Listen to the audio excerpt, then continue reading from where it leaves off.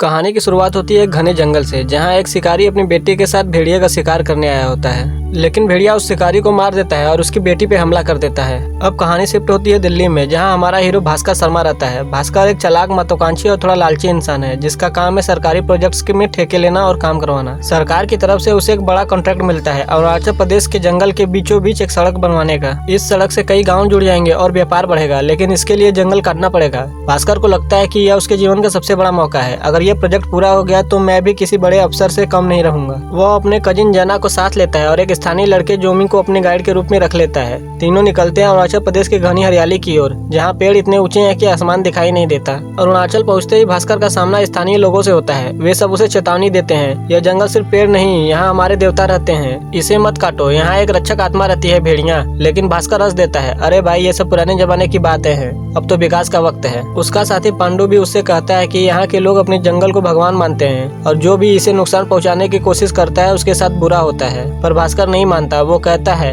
हम यहाँ सड़क बनवाने आए हैं, डरने नहीं। एक रात की बात है, भास्कर, जना और जोमी जंगल के अंदर एक जगह सर्वे कर रहे होते हैं। रात गहराती है, हवा में अजीब सी गंध और सन्नाटा भर जाता है। चारों तरफ बस झिंगुरे की आवाज और पत्तों की सरसराहट सुनाई देती है। अचानक झाड़ियों के पीछे कुछ हिलता है। भास्कर टॉर्च मारता है। दो चमकती आंखें उसे घूर रही होती हैं। इससे पहले कि वह कुछ समझे, एक बड़ा काला भेड़िया उस पर हमला कर देता है और उसे काट लेता है। भास्कर दर्द से चीख उठता है और जोमी उसे किसी तरह बचाकर गाँव ले आता है। गाँव में उसे एक डॉक्टर के पास ले जाया जाता है। वह डॉक्टर है डॉक्टर अनिका, जो एक स्थानीय बायोलॉजिस्ट है और जानवरों पर शोध करती है। अनिका देखती है कि जख्म बहुत गहरा है, पर हैरानी की बात यह है कि वह बहुत जल्दी भरने लगा है। वो कहती है, तुम्हें किसी जंगली जानवर ने काटा है, पर यह सामान्य घाव नहीं है, इसमें कुछ अजीब है। भास्कर को भी धीरे धीरे अपने शरीर में बदलाव महसूस होने लगता है। उसके सुनने की और सूंघने की शक्ति बहुत तेज हो जाती है और उसके बाल घने हो जाते हैं और कभी कभी वो अनजाने में गुर्राने लगता है। भास्कर सोचता है कि शायद यह उसकी थकान का असर है, पर धीरे धीरे उसे लगता है कि वो खुद को कंट्रोल नहीं कर पा रहा है। वो जानवरों की तरह व्यवहार करने लगता है। कभी अचानक मांस खाने की इच्छा होती है, कभी जंगल की आवाजें सुनाई देने लगती है। इधर गांव वाले जंगल काटकर रास्ता बनने से इनकार कर देते हैं। वे अपनी जमीनें भास्कर को नहीं देते।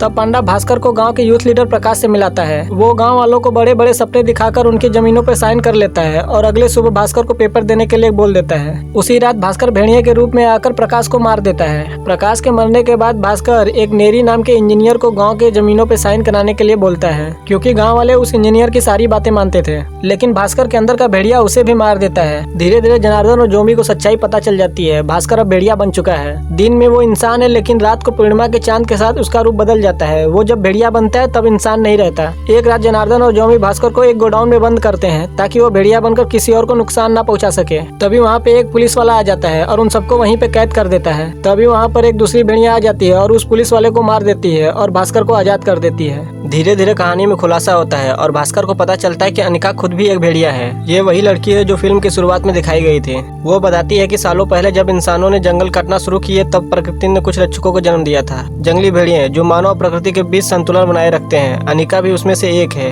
वो जानवर और इंसान दोनों रूप में रह सकती है। भास्कर अब समझने लगता है कि इंसानों ने हमेशा प्रकृति का शोषण किया है। वो सड़क जो वो बनाना चाहता था, उससे न सिर्फ पेड़ कटते बल्कि कई जानवरों का घर भी नष्ट हो जाता। अनिका उससे कहती है, यह जंगल जिंदा है भास्कर, इसे तोड़ना मतलब अपने ही घर को जलाना। भास्कर के अंदर दो हिस्सों की लड़ाई शुरू हो जाती है, एक जो इंसान है और सड़क बनाना चाहता है और दूसरा जो अब जंगल का रक्षक बन चुका है। तभी कुछ पुलिस वाले और शिकारी अनिका वाले भेड़िया पर हमला कर देते हैं और उसे पकड़कर गांव ले जाते हैं। वे लोग उस भेड़ियों को जलाकर मारने ही वाले होते हैं। तभी भास्कर अपने भेड़िए के रूप में वहां पे आ जाता है और अनिका को बचा लेता है। फिर वो दोनों मिलकर उन लोगों को डराते हैं और कुछ पुलिस वालों और शिकारियों को मार डालते हैं। लेकिन इस प्रक्रिया में अनिका बुरी तरह घायल हो जाती है और पहाड़ी से गिरकर मर जाती है। सुबह सूरज निकलता है। अब भास्कर पूरी तरह बदल चुका है। वो फैसला करता है कि वो सड़क जंगल के बीचों बीच नहीं, जंगल के बाउंड्री पे बनाएगा। इस फैसले से गांव वाले भी खुश हो जाते हैं। फिल्म के अंत में मजेदार ट्विस्ट आता है। पोस्ट क्रेडिट सीन में स्त्री यूनिवर्स से कनेक्शन दिखाया जाता है। तो दोस्तों, ये थी भेड़िए मूवी की पूरी कहानी। अगर वीडियो पसंद आया तो लाइक करें, चैनल को सब्सक्राइब करें। मिलते हैं अगले वीडियो में। धन्यवाद।